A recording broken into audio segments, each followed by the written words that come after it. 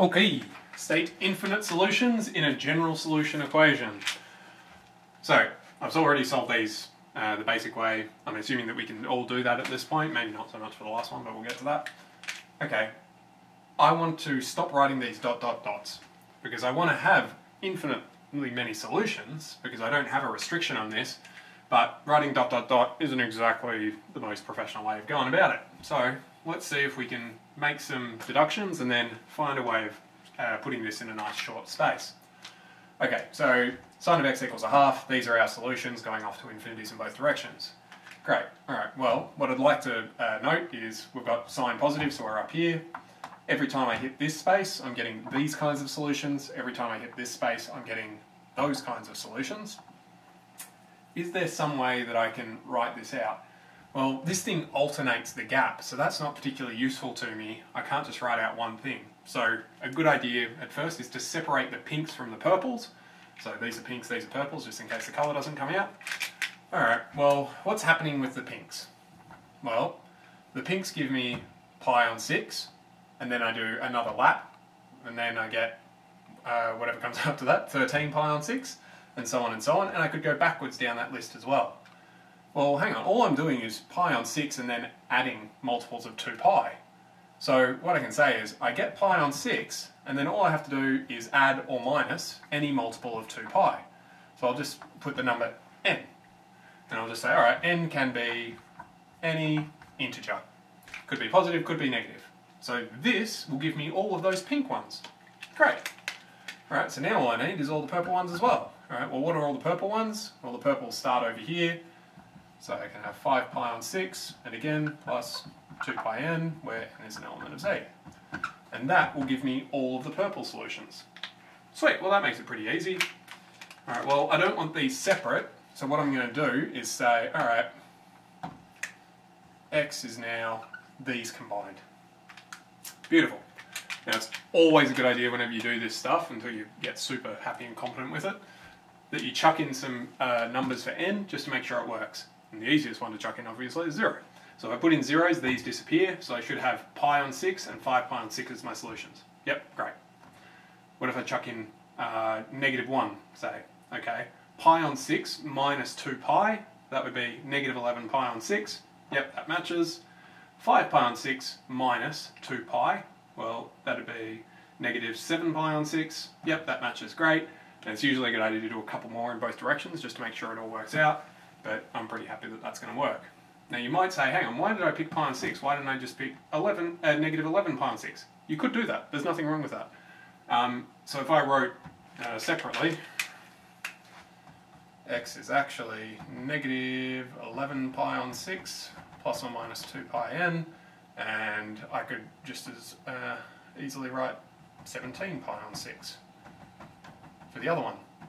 Because that would be the next, the next purple one over there, both of which have n as an element of z. That's fine. So you can have all this mismatching if you want. The point is, if you put in infinitely many n's, you'll get the entire infinite list.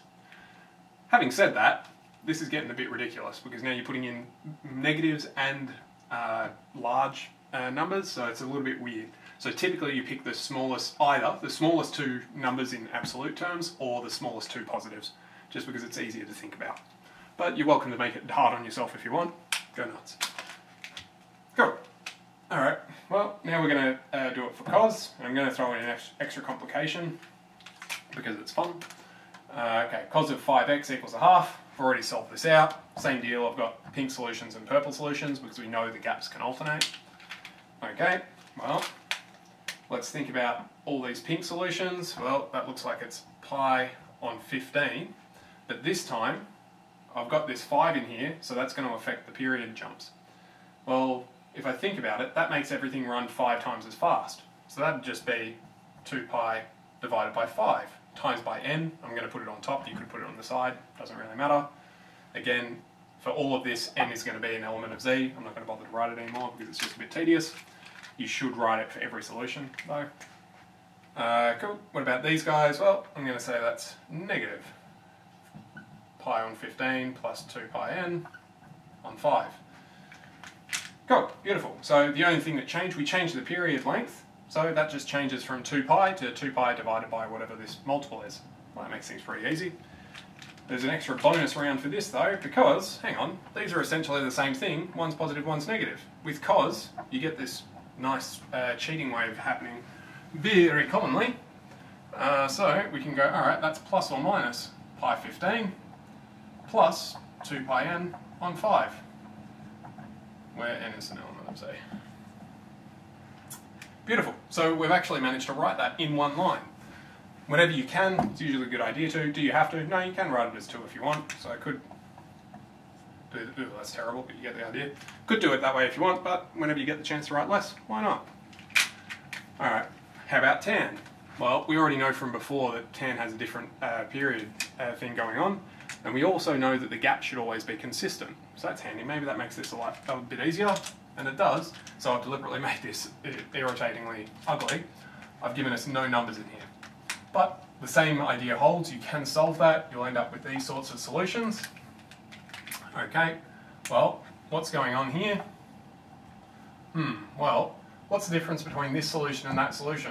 Only difference, I've got an extra pi being added in the numerator.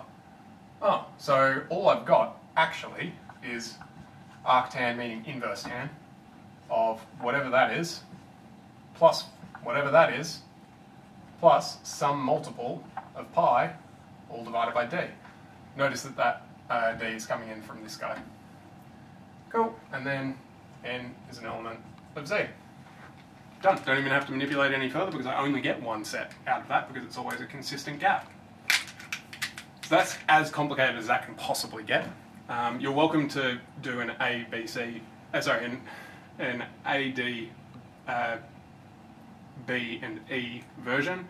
Could have turned that E into a C, doesn't matter. For sine and cos, just to make them super general if you want, but you don't have to. These are the most basic versions, so sine of x, the general solution for that, and cos of x equals a, tan of x equals a. Each of them have their own basic general solutions, but for tan you can generalise even further to this sort of thing. So that's general solutions. Tip is to always, always, always chuck in a couple of zeros, ones, negative ones for n, just to make sure you get the values you're expecting to get, because it's very easy to drop negatives and all those sorts of things. Or just stuff up where either you put the n or to put the n off a fraction, something like that. So just be a little bit careful, but always check with a couple of easy numbers first, just to make sure you're okay. Cool. If you have any troubles, do email. Otherwise, cheerio.